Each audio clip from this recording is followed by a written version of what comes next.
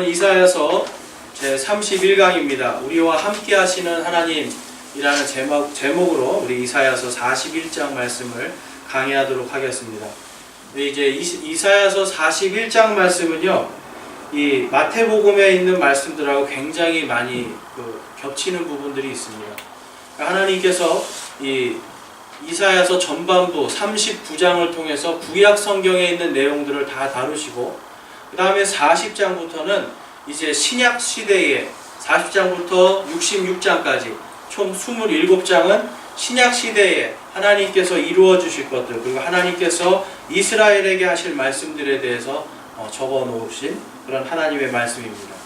그래서 이사야서 말씀에서 우리가 알아두셔야 되는 게, 전반부 39장은 구약 성경, 그리고 후반부 27장은 신약 성경의 내용과 굉장히 일치한다는 것, 하나님께서 그것을 아주 절묘하게 성경이 66권으로 될 것을 아시고 그렇게 대언의 말씀을 주신 것에 대해서 우리는 또한 한 번 더 하나님의 말씀이 얼마나 완벽하신 하나님의 말씀인지를 우리가 볼 수가 있습니다. 그래서 이사야서 40장을 우리가 한지 오래돼서 잠깐 말씀드리자면, 40장은 이 신약 성경에 대한 이 요약입니다. 어떻게 보면 신약 성경의 서론과 같이 그렇게 쓰여진 게 40장인데요. 그래서 40장 한번 보시면 거기 3절 말씀에, 광야에서 외치는 자의 소리가 있어 이르기를 너희는 주의 길을 예비하라. 사막에서 우리 하나님을 위해 큰 길을 곱게 만들라. 자, 이 말씀이 누구에게 지금 해당되는 말씀이죠? 이 말씀은 바로 침례자 요한을 위한 하나님께서 미리 이사야 대언자를 통해서 말씀하신 겁니다. 그래서 침례자 요한에게 이 유대인 종교 지도자들이 물어봅니다. 너가 과연 누구냐? 엘리야냐? 네가 그 메시아냐? 라고 물어봤을 때 이 침례자 요한이 이렇게 이야기하죠. 나는 광야에서 외치는 자의 소리다 라고 이야기하면서, 바로 이사야서 40장에 말씀하는 예수님께서 오시기 전에 반드시 와야 될 이 광야에서 외치는 자의 소리로 온 게 바로 이 침례자 요한입니다. 그래서 제가 이제 지난 그 주일날 설교를 한 것처럼, 침례자 요한이 오지 않으면 예수님께서 메시아라는 게 인정이 안 돼요. 그러니까 예수님께서 메시아임을 인정받고 메시아인 것에 확실한 사인으로 하나님의 표적으로 주신 게 바로 침례자 요한입니다. 그리고 우리 5절 말씀에 보면, 40장 5절 말씀에 보면, 주의 영광이 나타나고 모든 육체가 함께 그것을 보리라. 주의 입이 그것을 말씀하셨느니라 라고 말씀하면서, 자, 이것은 무엇이냐면, 말씀이 육신이 되어 우리 가운데 오시는 그 예수님에 대한 하나님의 대언의 말씀이에요. 그러니까 하나님의 영광이었어요. 영광의 빛, 영광의 광채였는데, 그분이 육신이 되어서 오셨기 때문에 모든 육체가 그분을 볼 수 있는 그 날이 온다라고 하는 하나님의 이 엄청난 약속입니다. 그 다음에 8절 말씀에 보면, 풀은 마르고 꽃은 시드나 우리 하나님의 말씀은 영원토록 서리라 라고 말씀하면서, 우리 예수님께서 이제 말씀으로 오셨잖아요. 그 말씀이신 예수님을 통해서 예수님께서 구약 성경과 신약 성경 전체를 완성시키시고, 그 모든 말씀이 1.1획도 변함없이 영원토록 보존시켜 주시겠다는 하나님의 엄청난 계획과 약속인 것입니다. 여러분, 이게 굉장히 중요한 말씀이에요. 왜냐하면 하나님의 말씀이 점과 획이 변하면 하나님의 말씀이 변하게 돼 있거든요. 그런데 마귀가 그걸 못하겠어요, 여러분? 우리 노래 그 유행가에도 있잖아요, 그렇죠? 남이라는 글자에 점 하나 빼면 뭐죠? 님이잖아요, 님, 그렇죠? 님이라는 글자에 점 하나 찍으면 남이 되고 넘도 돼요, 그렇죠? 점 2개 바깥에 찍으면 얌도 돼요. 그래서 하나님의 말씀에 하나님께서 하나님의 그 말씀에 점 하나 잘못 찍으면 님인데 남이 돼버리는 이 엄청난 이 사건이 발생하는 거예요. 그렇죠? 그러니까 하나님을 갖다가 나무로 만들어 버릴 수 있거든요. 그렇기 때문에 하나님의 말씀에서 이 점과 획을 하나님께서 보존하지 않으시면, 보존하시지 않은 것 때문에 21세기 그리고 우리 다음 세대 언제 예수님 오실지 모르잖아요. 그때 가서는 정말 하나님이 아니라 나무로 믿고 있는 그런 사태가 벌어질 수 있어요. 그래서 하나님께서 이 신약 성경에도 분명하게 베드로전서 1장 25절에 하나님의 말씀은 1.1획도 변하지 않게 해주시겠다고 하는 그 보존의 약속을 해주세요. 그렇기 때문에 여러분, 오늘날 우리가 특별히 더 관심 있게 봐야 되는 건 뭐냐면 오늘날에 수많은 성경들이 나옵니다. 그리고 성경들이 계속해서 글자를 바꾸고 문맥을 바꾸고 하거든요. 그래서 그러한 것들에 대해서 우리가 주의 깊게 바라보고 조심해야 되는 거예요. 그렇기 때문에 하나님의 말씀을 온전하게 우리가 원래 하나님의 말씀이 무엇인지를 알아야 그것이 바뀌었을 때 이것이 바뀌었다는 것을 알 수 있는 거예요. 그래서 여러분, 성경 공부가 그래서 중요한 겁니다.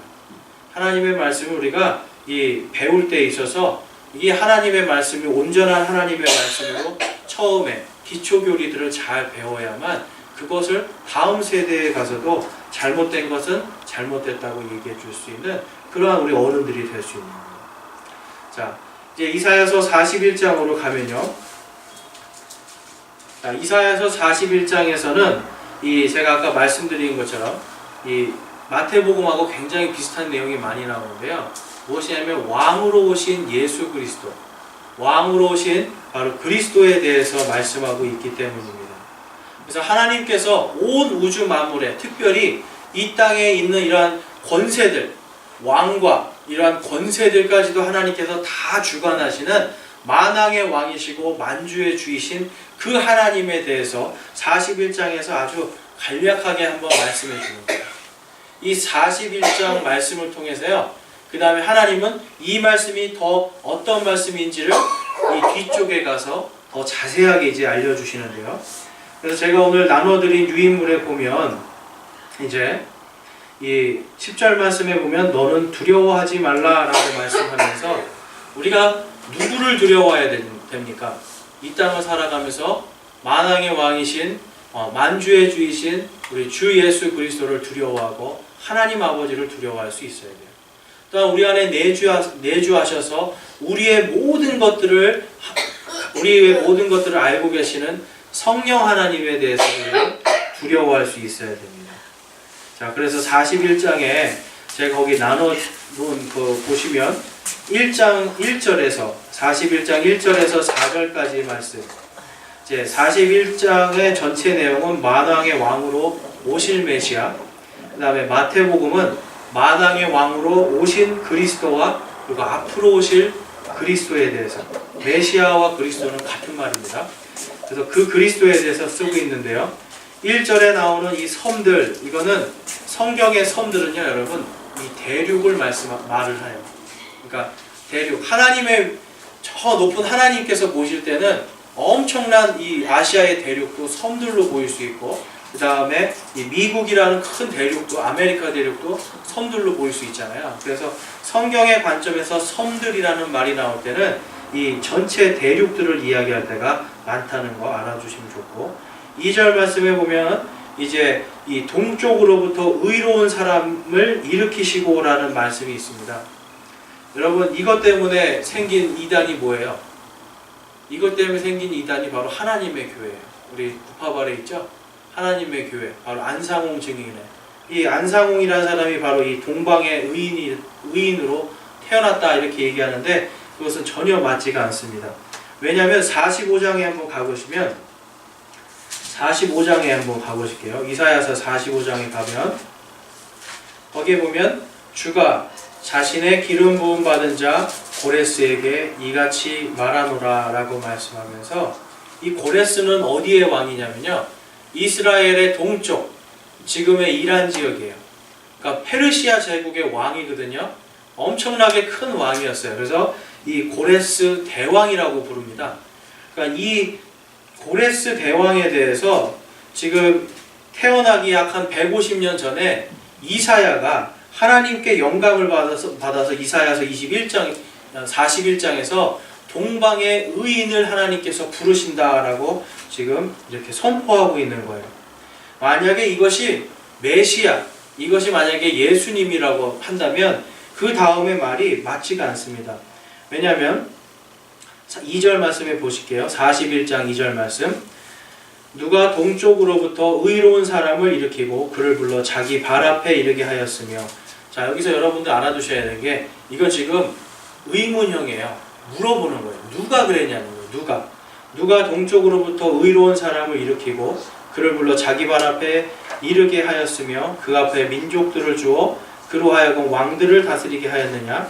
그분께서 왕들을 먼지같이 그의 칼에 쫓겨가는 지푸라기같이 그의 활에 넘겨주매 그가 그들의 뒤를 쫓아가되 심지어 자기 발로 가보지 못한 길을 따라 안전하게 지나갔나니 라고 이야기하면서 지금 하나님께서 이 왕들, 동쪽의 이 왕, 의로운 왕을 세워서 앞으로 이 유대인들이 전부 다 바빌론 땅으로 이제 포로로 가고 그 다음에 이 포로의 생활 70년간의 포로 생활을 끝내고 다시 하나님께서 약속하신 이 땅으로 보낼 그 의로운 왕에 대해서 그 왕을 누가 세웠냐라고 지금 하나님께서 선포를 해주시는 거예요.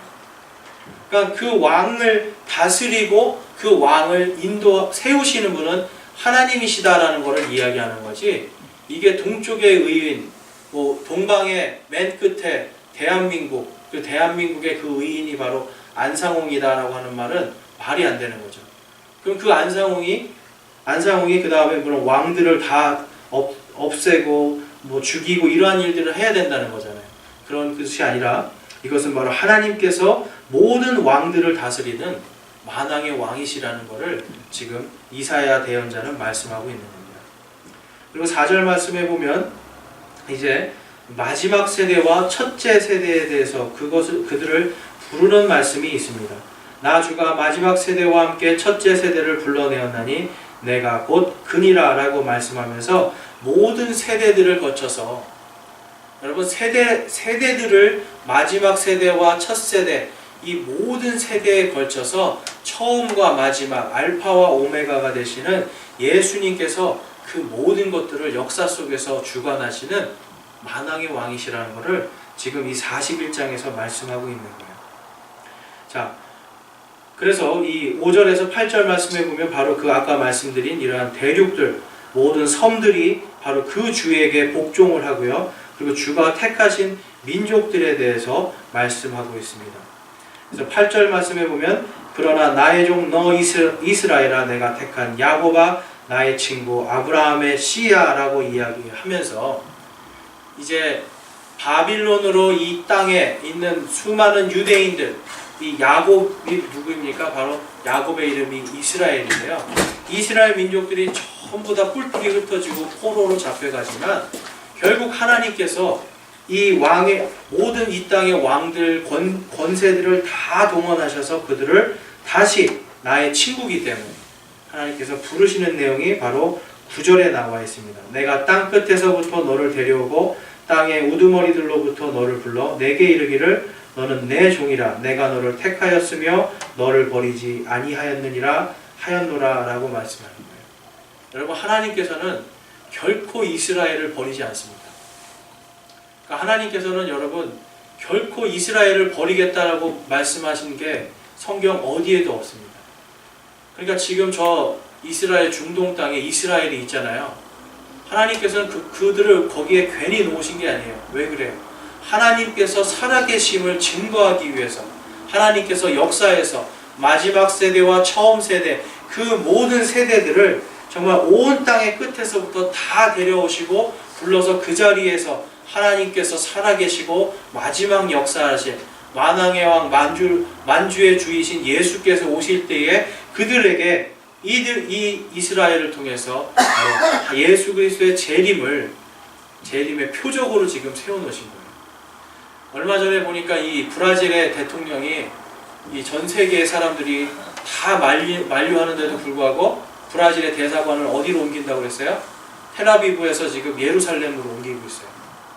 전 세계 사람들이 여러분 예루살렘이 분명히 성경에 그리고 이스라엘 사람들은 예루살렘을 수도라고 알고 있는데 전 세계 모든 사람들은 그 예루살렘을 수도라고 하는 것을 굉장히 싫어합니다.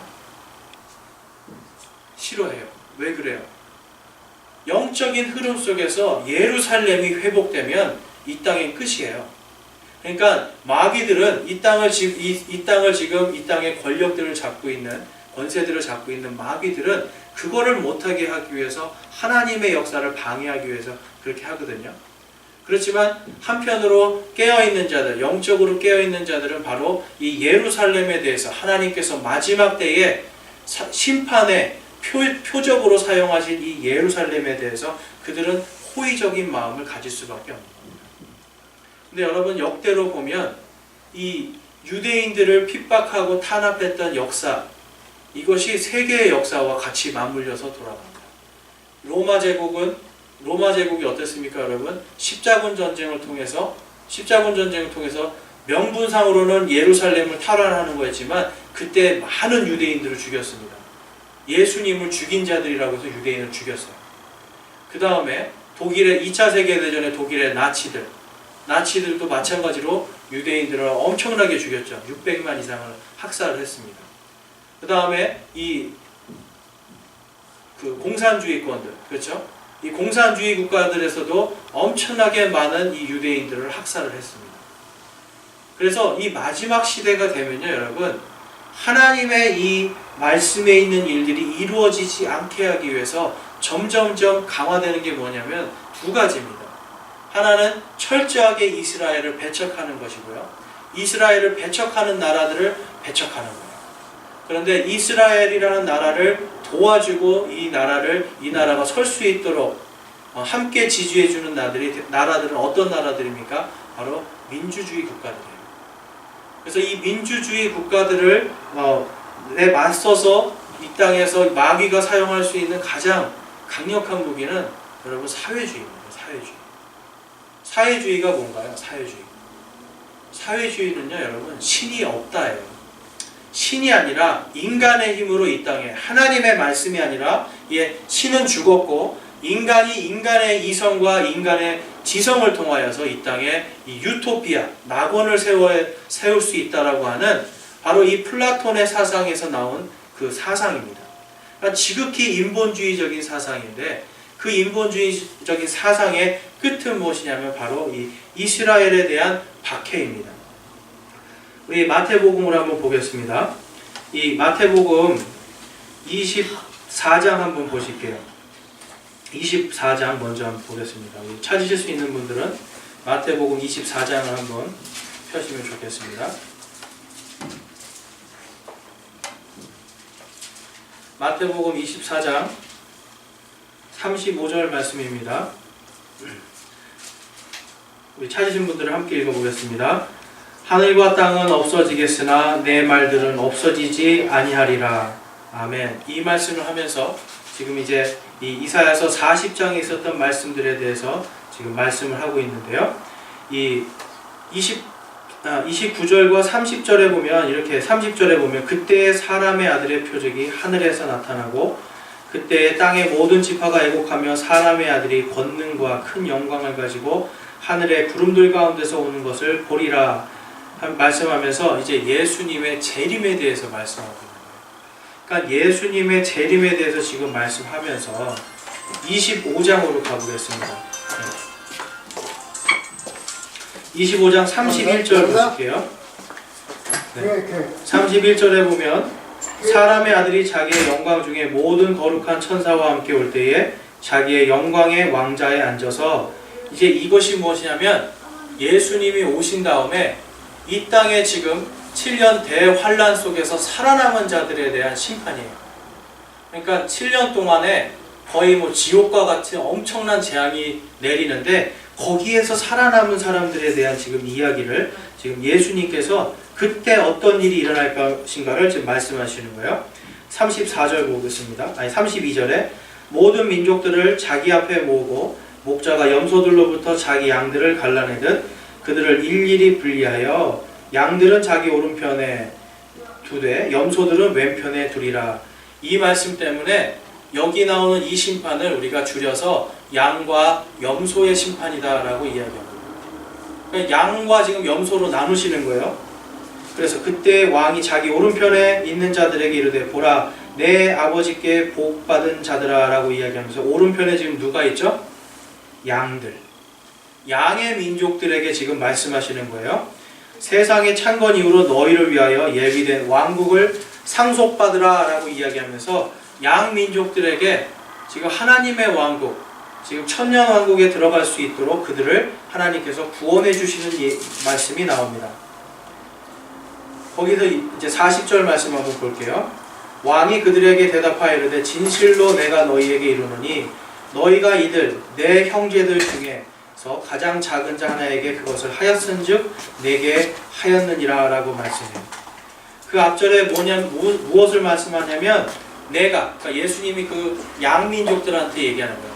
예수님 자신, 내가 줄일 때에 35절 말씀이에요. 내가 줄일 때 너네가 먹을 것을 주고 내가 목마를 때 마실 것을 주고 내가 나그네 되었을 때 너희가 나를 받아들였고, 그렇죠? 헐벗었을 때 너희가 옷을 입히고 병들었을 때 너희가 찾아왔고 감옥에 갇혔을 때 너희가 내게 왔느니라 라고 이렇게 쭉 이 양민족들이 예수님께 한 거에 대해서 쭉 나열을 하세요. 그러니까 이 양민족들, 양의 민족으로 구분된 사람들이 38절 말씀 보실게요. 어느 때에 우리가 주께서 나그네가 되신 것을 보고 받아들였나이까, 헐벗으신 것을 보고 주께 옷을 입혔나이까 라고 물어보는 거예요. 그랬더니 예수님께서 이 말씀하는 거예요.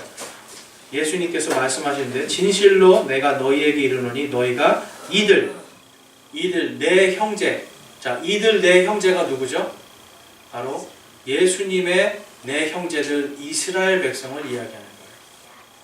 그래서 마지막 때 이 7년 대환란 속에서 이들 내 형제, 예수님의 그 형제들 중에 가장 작은 자 한 명에게 너희가 그것을 하였은즉 그것이 바로 예수님에게 한 거다라고 말씀하는 거예요. 그러니까 여러분 지금 마지막 시대, 마지막 때 양과 염소의 심판이 이제 이 땅에서 7년 환란을 간신히 살아남은 그 사람들에게 또 있는 거예요. 근데 그때의 기준은 무엇이냐? 바로 유대인들에게, 이스라엘 민족들이 마지막에 구원받을 수 있도록 그들이 살 수 있도록 도와주었는가 안 도와줬는가를 하나님께서 보시는 거예요. 그러니까 성경 속에서 이스라엘이 얼마나 중요한 위치에 있는지 우리가 알 수 있겠죠. 그래서 예수님을 믿는 사람들은요, 이스라엘을 위해서도 우리가 함께 기도를 해야 됩니다. 예수님께서 우리와 함께 하신 하나님, 임마누엘의 하나님이잖아요. 그렇죠? 마찬가지로 이사야서 41장에서도 우리와 함께 계시는 그 하나님에 대해서 말씀하고 있어요. 마지막 때는 이제 믿음을 통해서 우리도 예수 그리스도와 함께 있는 한 민족, 예수님의 민족들로서 하나님께서 받아주셨고, 이제 마지막 때 내가 결코 버리지 않겠다고 약속하신 그 이스라엘 백성들에 대한 언약의 말씀을 성취하실 것이 남아있는 것이 바로 이 41장에서 말씀하는 것이고, 그 다음에 마태복음에서 이야기하는 겁니다.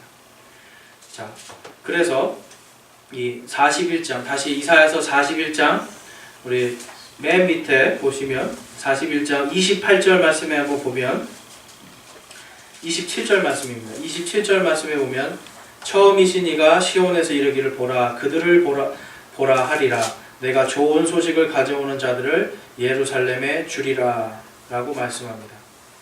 자, 근데 그 주는 이유가 무엇이냐면 내가 보니 한 사람도 없으며 내가 부를 때 그들 가운데 한마디라도 대답할 조언자가 하나도 없었도다 라고 말씀하면서 이제 이 앞으로 예루살렘에게 닥칠 엄청난 하나님의 이 심판, 그 심판 속에서 하나님께서 그럼에도 불구하고 그들에게 이 좋은 소식, 영어로는 굿타이딩이라고 합니다. 굿타이딩. 그러니까 굿뉴스, 굿타이딩. 이게 전부 다 한국말로 바꾸면 뭘까요? 이게 복음이에요. 좋은 소식, 굿타이딩, 굿뉴스, 이게 전부 다 한국말로 번역하면 복음입니다. 그래서 이 마태복음 11장 5절에 보면 바로 하나님께서 이 복음이신 예수님이 예루살렘으로 들어가는 이 사건에 대해서 기술하고 있어요. 그러니까 이 복음에 대해서 아무도 그들에게 올바로 가르쳐줄 선생도 없고 좋은 자가 없으니까 예수님께서 이 땅에 직접 말씀으로 오셔서 그 말씀이신 예수님이 이제는 사람의 몸을 가지고 그들에게 복음의 기쁜 소식을 주시기 위해서 바로 예루살렘으로 입성하시는 거예요. 여러분, 이제 성탄절을 맞이해서 많은 사람들이 보니까 오늘도 보니까 막 성탄 장식을 하고 막 다들 이렇게 기쁨에 취해 있는데, 정말 이 예수님께서 왜 이 땅에 육신으로 오셨는가, 그거에 대한 우리는 깊은 묵상이 있어야 됩니다. 그러니까 예수님께서 이 땅에 육신으로 오시지 아니하였다면 이 세상에 어떤 첫 번째는 하나님의 말씀이 성취가 될 수 없고, 두 번째는 이 세상에 아무도 온전히 구원받고 하나님의 왕국에 들어갈 수 없다는 거예요. 특별히 우리 이방인 성도들 같은 경우는 예수님께서 육신으로 오신 것에 너무너무 감사해야 돼요. 왜냐하면 유대인들은 그래도 예수님의 이 그림자처럼 양이라도 잡고 그들에게는 하나님의 말씀이 있었잖아요. 그런데 우리 이방인들에게는 하나님의 말씀도 없었고, 하나님 앞에 어떻게 우리가 속죄해야 되는지도 알 수 없고, 죄의 문제가 해결되지 않아서 결국은 마귀와 하나님의 원수들을 위해 예비하신 그 지옥의 불길 속으로 들어갈 수밖에 없었던 우리들이었는데, 예수님께서 십자가에서 피 흘려 죽으심을 통해서 우리의 모든 죄가 믿음을 통해서 깨끗하게 되고, 우리가 믿음을 통해서 의롭게 되어서 예수님의 옷을 입고 하나님의 왕국으로 들어가는 그러한 엄청난 은혜가 임할 수 있었던 겁니다.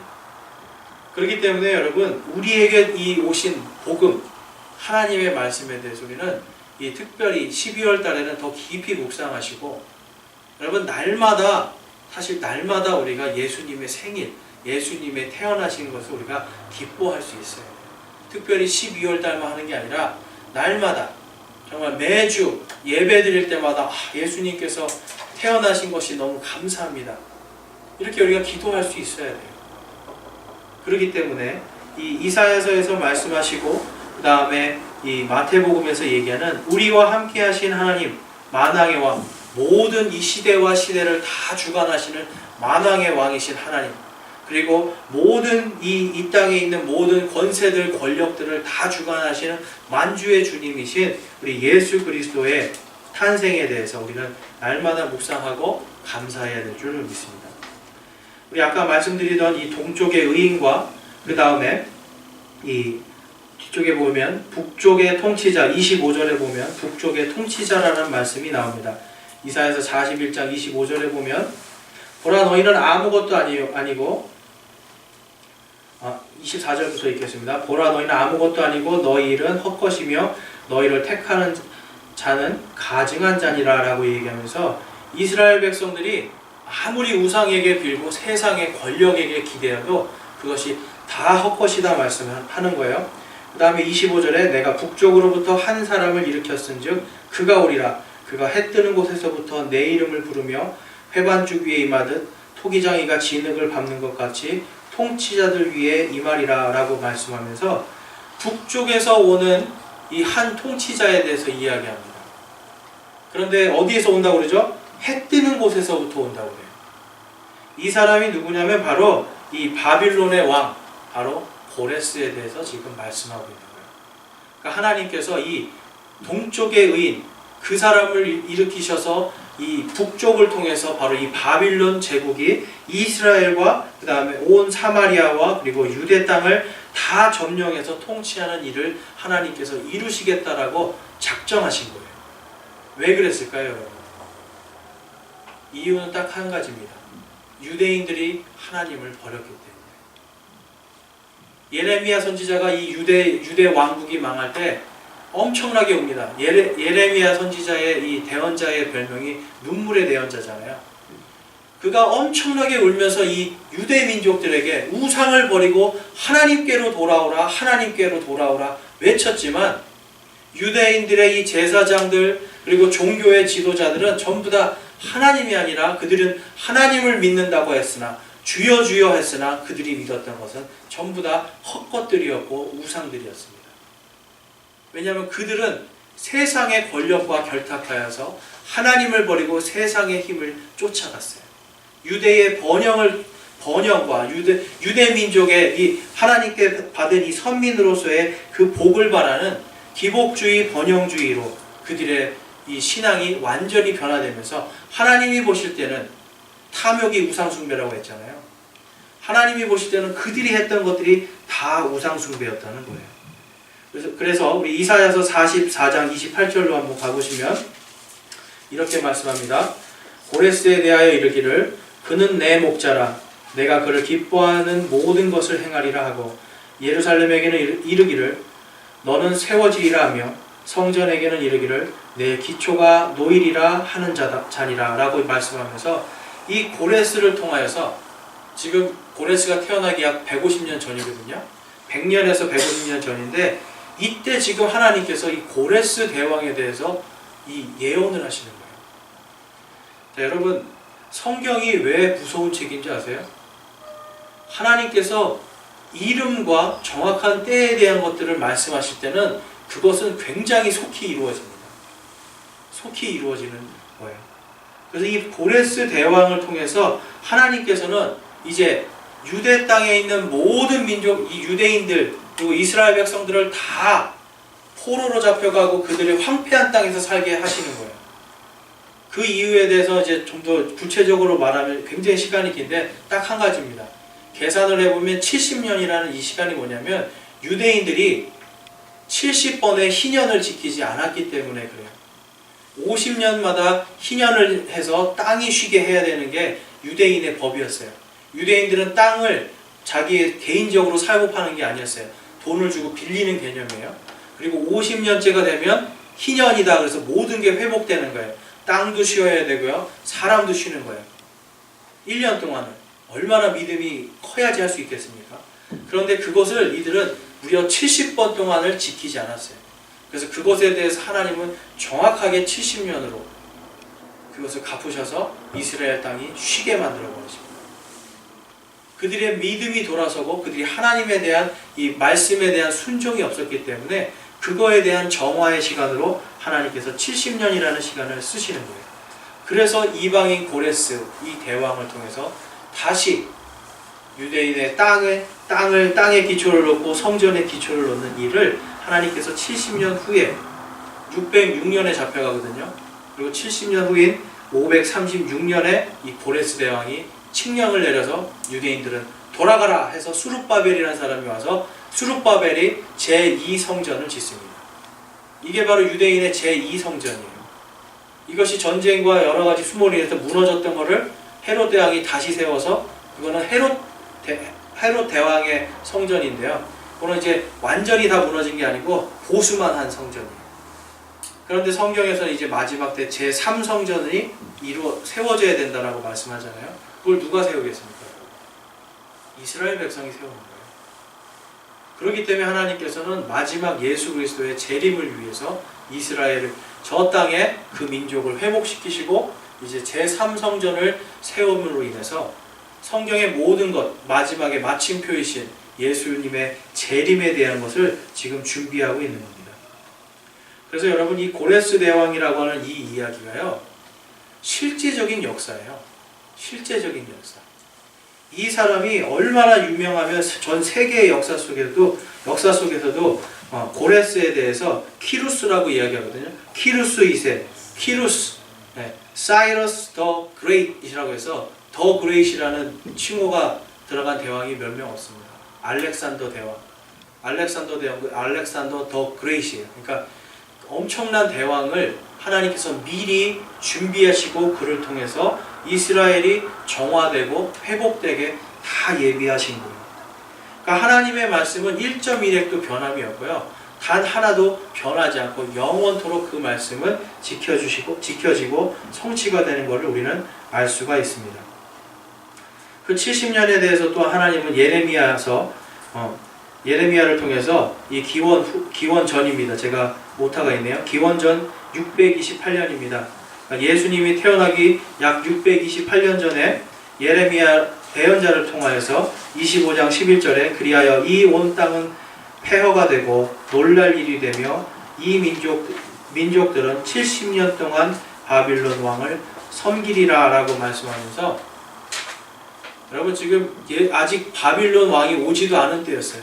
그런데 이것을 예레미야가 분명하게 대언을 하고 70년 동안 바벨론 왕을 섬길 것이다 라고 딱 말씀을 하는 거예요. 그래서 이것을 통해서 그것이 그대로 606년에 이루어집니다. 여러분, 하나님께서는요 세상의 통치자세요. 여러분, 우리가 세상 속에 살고 있잖아요. 이 세상의 역사의 흐름을 우리는 막을 수도 없고 역사의 흐름을 바꿀 수도 없어요. 아무런 힘도 없는 사람들이잖아요. 그런데 그것을 바꾸시고 주관하시는 분이 누구시라고요?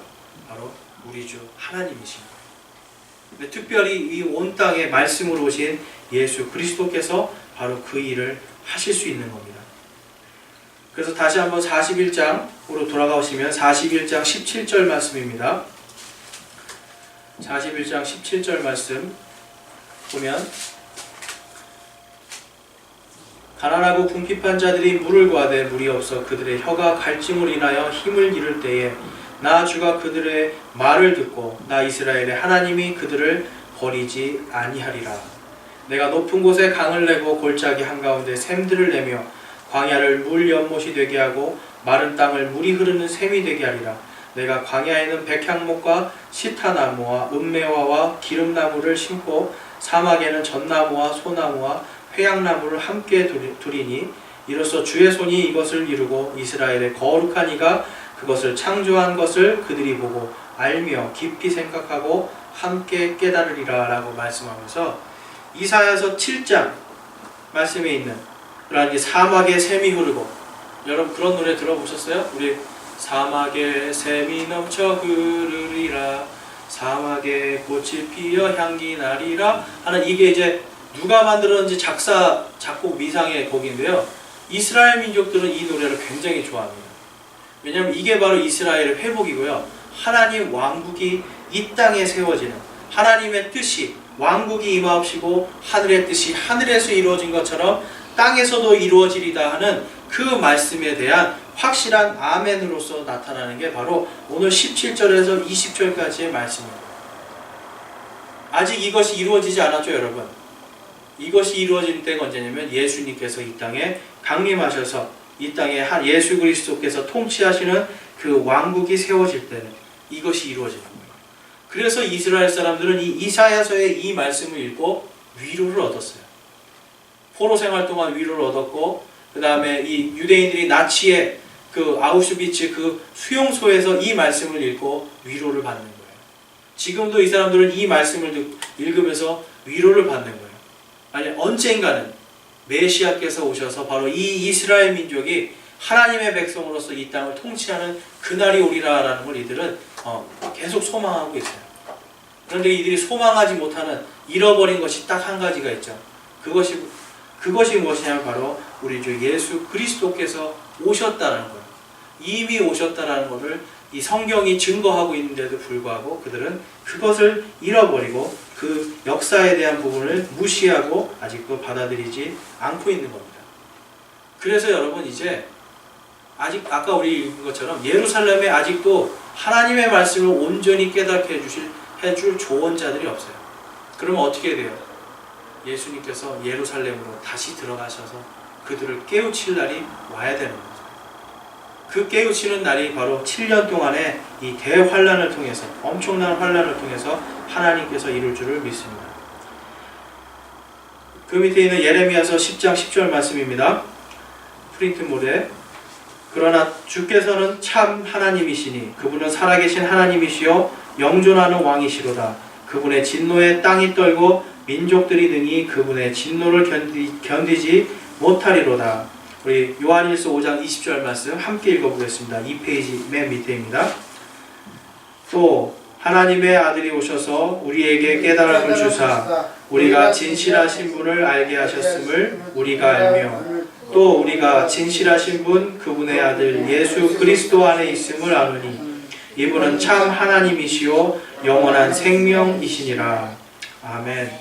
이 예수님이 어떤 분이신지 요한계시록 19장 16절에서 그분께서는 그분의 옷과 넓적다리에 왕들의 왕 주들의 주라고 기록된 한 이름이 있느니라 라고 말씀합니다. 역사를 주관하시는 하나님이에요.